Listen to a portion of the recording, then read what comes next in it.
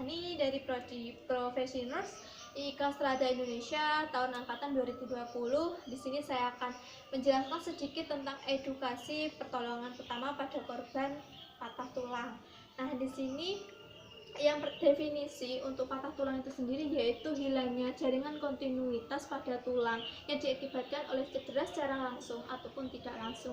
Di sini ada 4 tanda gejala. Yang pertama yaitu terdapat memar, yang kedua terdapat nyeri di bagian yang terkena patah tulang atau fraktur, yang keempat bengkak, yang kelima yaitu tulang tidak pada posisi anatomis atau tidak simetris.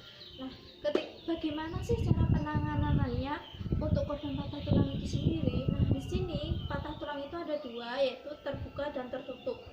Jika korbannya itu mengalami patah tulang tertutup, maka kita bisa langsung melakukan pembidaian. Prinsipnya seperti yang sudah nanti untuk videonya.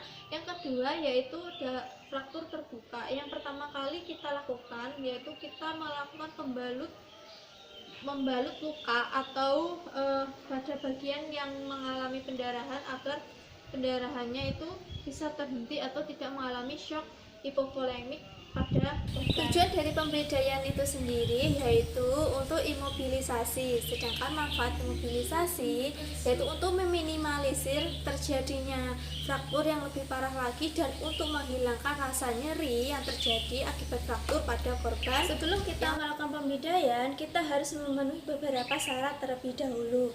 Syarat yang pertama yaitu posisikan tangan atau kaki dalam posisi anatomis. Misal, kalau tangan kita harus posisinya berumah seperti ini, ya. Contohnya seperti ini posisi anatomi pada tangan. Yang kedua, kita sebagai penolong, kita harus meminimalisir resiko cedera lebih parah lagi. Yang ketiga, sebelum atau sesudah kita melakukan pembedaian, kita wajib cek nadi terlebih dahulu. Yang keempat atau yang terakhir, pembedaian itu harus melewati 2 sendi. Contohnya yaitu kalau di tangan mulai dari sendi siku sampai pergelangan tangan, kalau kaki mulai dari lutut sampai dengan pergelangan kaki. Seperti ini. Nah, inilah alat-alat yang digunakan untuk pembedaian. Yang pertama yaitu spalak. Spalak ini bisa terbuat dari kayu ataupun barang yang keras. Itu ada 2 spalaknya, kita menyediakan 2. Terus ada tali kita bisa menggunakan kerudung yang sudah dilipat seperti ini atau bisa menggunakan kasa juga. Yang ketiga yaitu mitela. Anggap saja ini sebagai mitela ya. Ini adalah kerudung yang saya sudah lipat menjadi segitiga seperti ini. Terus ketika kita menemukan korban di jalan raya, kita bisa juga menggunakan kardus yang dilipat-lipat menjadi kaku. Habis itu kita bisa talinya bisa menggunakan raffia. Kita ikat sekuat mungkin agar tidak ada pergerakan dalam pergerakan pada bagian yang terkena fraktur. Oke, di sini saya akan mempraktekkan bagaimana cara pembedaian yang benar itu. Yang pertama, kita posisikan bagian yang fraktur itu dalam posisi anatomis seperti ini. Kita lihat apakah pada korban ini terjadi fraktur terbuka atau tertutup. Bila tertutup, maka kita bisa langsung mengecek nadi menggunakan 3 jari seperti ini. Jika teraba, maka kita bisa langsung melakukan pembedaian. Cara pembedaiannya yaitu spalak yang pertama kita taruh di bagian depan atau bagian tengah. Terus untuk spalak yang kedua itu di bagian luar. Nah, prinsipnya pada saat kita melakukan pembedaian itu harus melalui 2 sendi, yaitu sendi lutut sama sendi pergelangan kaki. Setelah spalak dalam posisi seperti ini, nah, pertama kita masukkan seperti ini, kita masukkan secara perlahan-lahan. Kita tarik kayu tadi, ya kan, seperti ini. Kita tarik, kita masukkan bagian tali dari kiri ke kanan. Setelah itu, yang sebelah sini kita masukkan dari kanan ke kiri, seperti ini. Kita tarik secara perlahan. Seperti ini, kita tali, seperti ini. Kita lakukan hal itu tadi seperti tadi.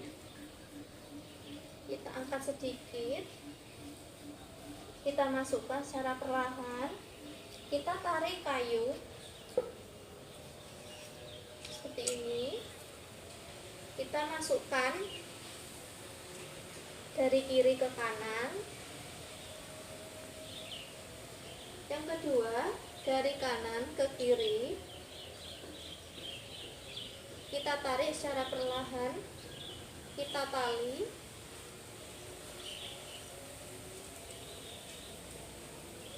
seperti ini. Kita lakukan sekali lagi.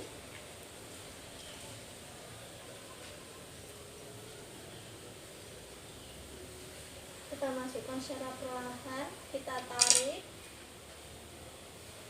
kita masukkan dari kiri ke kanan, dari kanan dimasukkan ke kiri, kita tarik secara perlahan, kita fiksasi atau kita tali seperti ini.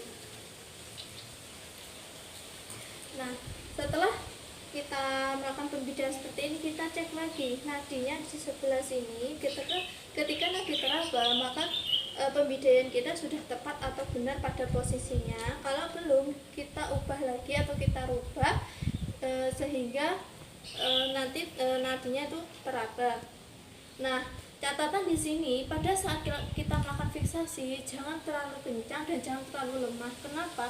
Ketika terlalu kencang, ditakutkan nanti peredaran darahnya itu tidak bisa lancar atau pasien bisa mengalami hipoksia atau kekurangan oksigen melalui darah.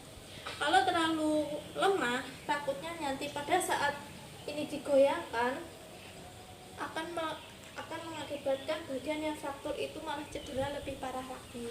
Kita menemukan korban kecelakaan atau korban jatuh dari ketinggian yang mengalami patah tulang di bagian tangan.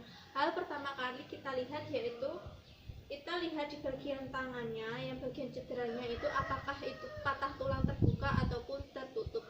Jika terbuka, hal pertama kali kita lakukan yaitu melakukan pembalutan pada bagian yang mengeluarkan darah. Tujuannya apa? Tujuannya yaitu untuk menghentikan bleeding atau menghentikan pendarahan agar pasien tidak mengalami shock hipovolemik ya.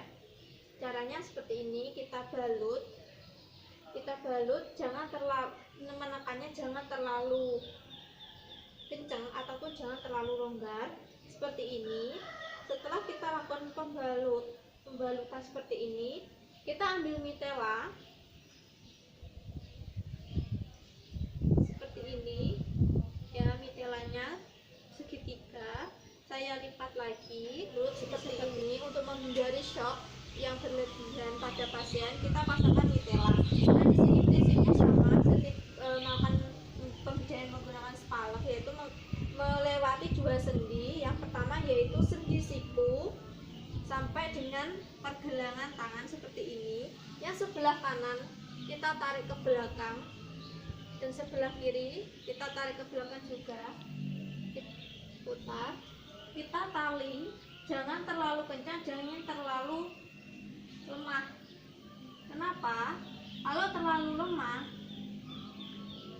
takutnya terjadi pergerakan pada fraktur di bagian lengan seperti ini, akan mengalami cedera yang lebih parah lagi. Ketika terlalu kencang, ditakutkan nanti peredaran darahnya juga